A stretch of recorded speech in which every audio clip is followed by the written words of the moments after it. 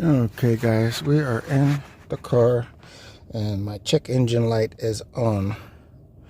So I went and I invested in one of these so I can check my own car, so I can check what's going on with my car myself. So I don't know if you guys could see it. Let's see if we can make you guys see it. It's telling me that I think it's a sensor. Maybe it's my CO2 sensor. Is that what that is, guys? All right, well, I'm gonna check this, check summary, and then I'll come back, okay? Hopefully that's what it is. Circuit bank 1, sensor 2. I need to fix it because it will cause damage to other stuff. All right, well, let's see. Let me do some research on this. So this is where we're at right now. My car has almost 300,000 miles on it, and I don't think I've ever replaced a sensor, CO2 sensor in the car before, but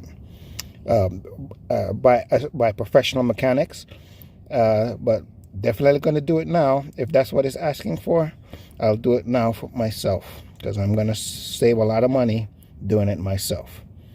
Right, guys? All right, wish me luck, guys. Hopefully I'm going to fix the right thing here, because yeah, my check engine light is on and that can't stay on. I need that off. I don't like driving with my check engine light on. I can't put a sticker over it like some people. All right, guys, here we are in the engine. Okay, so I ordered a upstream and a downstream O2 sensor, and they came, right? So I'm hoping that this one might be the upstream. I don't know. Either way, I'm going to change them both. So I'm going to take out this one, try to get to this one, and it's connected up here, and then it's in the engine down there. Now to get to it, I think I'm going to have to pull this one here, and then it's collect onto this in here, and then see if I can reach in here. All right, if not, then maybe I have to take off or move some more stuff. All right, wish me luck. This is going to be the first sensor here, right here, that I'm going to do. And then I'll find the other one. I think I may have to crawl up underneath the car for the second one, right? Oh, boy, I hate crawling up underneath the car. But got to do what I got to do, right, guys? All right, wish me luck, guys. Changing out the O2 sensor so I can get my check engine light off. Wish me luck. Never done this before. But got to do it to save money, right? Right. Okay, so what I decided to do, this air filter was like here, like that, and I took off the piece right here so I can get to this piece. Took these two screws out here, and then this piece came off pretty easy like that. I'll put it aside, so now I can get to the O2 sensor easier now. Right here, I can reach it now and then unclip it right here. All right, so that's how I'm going to get to the O2 sensor and this level. All right, so all right, there you go. That's one. I'll show you how I do when I take it out. All right, guys, so I got out the old one. This is the old one here, and I looked at the numbers on here and the numbers on the new one, and they all match up. The numbers match up. The looks inside here matches up. The only difference I can see is the new one is a little bit longer, just a little, than the old one. And I don't think that's a big deal, right, guys? But the numbers match up, everything looks good, and here the connection looks good for the top part here. And this already has the anti-seize thing on there. I can already see some on there, so I'm not going to put any extra on there. It already has. All right, so I'm just going to go ahead and put this back in. Try not to touch this once I take this plastic part off, and put it in, connect it back all together, and then let's work on the next one. All right, guys? All right, guys, here is the old sensor. This is the old one. See the rust on it and everything. And the new one is in, connected back to its piece, snapped in, and all the pieces are back that I had to move out of the way. I moved this out of the way. Everything is back. So done. All right, just need to go underneath now and fix the other one. Let's see if we can look at it together. Okay, guys? Gotta climb on the there somewhere and find number 2. Alright guys, I am up underneath the car, and I believe this is the second sensor, and I believe this might be the sensor that might have been making the check engine light come on, because it's so dirty. Look at how grimy it is. Alright, so here we are. I'm right up under here. I'm going to pull this one. Is really easy, I think. The snap, hopefully. Don't want to jinx myself. The snap is right there. Take that connection off and then pull here, just like I did the other one. Take it off, put the other one on, the new one on, snap it in, and there's nothing connecting it, and it should be easy, right? Alright, let's see if we can get it done. Alright, get this check engine light to turn off, because you can't pass the emissions with the CO2 sensor or with this sensor on.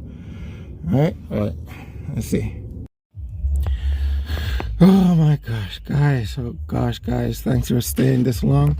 Now look at this one here. This is the lower sensor, and it would not pull to save my life. I tell you, for the first day I was working on it, when I did the top sensor pulled the first day with no extra lube or anything. Then I came down here, I couldn't get this one to pull, so I sprayed it with the lube and left it to soak. Went driving with it, came back another day, sprayed it with lube, went wrenching on it, can't get it to pull, so I sprayed it again, left it to soak, went driving, and I think I had to do it like 3 different times. This is my 4th time under here now. The engine is still kind of warm. It's not that, it's been over an hour since I parked, but still kind of warm. I sprayed it, and I've been working on it, and I was about to give up again. And I said, let me spray one more time and then try one more time. And I was yanking with my, and by this time I'm down to my the I don't care vice grips. If it jacks, I'm just trying to get a good grip on it, and it's because it's woof, man, it was, oh my gosh. And finally, guys, finally I got it to move. All right, so now I'm going to change this out, put in the new one, and the new one already has some anti-seize on it, so I'm not going to put any extra anti-seize on it. I hope that doesn't bite me in the butt in the long run, but I got almost 3,000 miles on this car. This is the original sensor in here, so I got the original, the good one, not that generic one, I hope. And I hope that when I put it in, it'll last me another 300,000 miles. All right, if the car lasts me that long for these things. Anyways, I'm not gonna put any extra anti-seize on this part because it already has some on there, and hopefully it'll be okay, better than it was on this one, because this one was a bugger to take off. All right, so I hope I deserve a thumbs up, knowing that I've never done these things before. This is my first time changing out my O2 sensors to check off the check engine light, my service engine light, or check engine, whatever light is on this. I'm not going to pass the emissions if these are not changed, so I need to fix this. All right, so wish me luck. Make sure to see if I made the lights go away. Thanks for watching this far, and yes, like I said, this is like my 3rd or 4th attempt to try to take this off. This is not the first day from when I did the top sensor. This is like a 4th attempt to try to take off the bottom sensor. I finally got it today though. Oh, I'm so happy, guys. I'm sharing it with you guys. I know. Thanks for watching. There it is, guys. I finally put the new one on, got it changed out, and let's see if I can get that light to go away. Both CO2 sensors finally in and checked. All right, did it all by myself, but for the first time. I was about to give up on this bottom one, but I did it. Oh, I'm so happy. Oh, anyways, let's see if I did a good job and make the light go away. All right, guys, I want you to see she's a working car, guys. She is a working car. All right, so as you can see, she's got just over 300,000 miles, and And after I changed the O2 sensor, the last one yesterday, that light was on for over a month solid. All right, and once I changed the O2 sensor yesterday, about half a tank in and just over 120 miles, the light went off by itself. Now, I was hoping that it would go off by itself because it came on by itself. So I was hoping that it noticed what I did and it go off by itself. So sure enough, it went off by itself and it has been off since. All right, so let's check it out. I'm going to start her up. And you can see, look at that. All lights are off. And you know, if a car has over 300,000 miles on it, and it's over several years old, this is a 14, we're in 2024, you know, they must be taking good care of that car, because I'm taking good care of my car for why these lights stay off, right? So I hope that I deserve a thumbs up, guys, because I did some work to get those sensors off.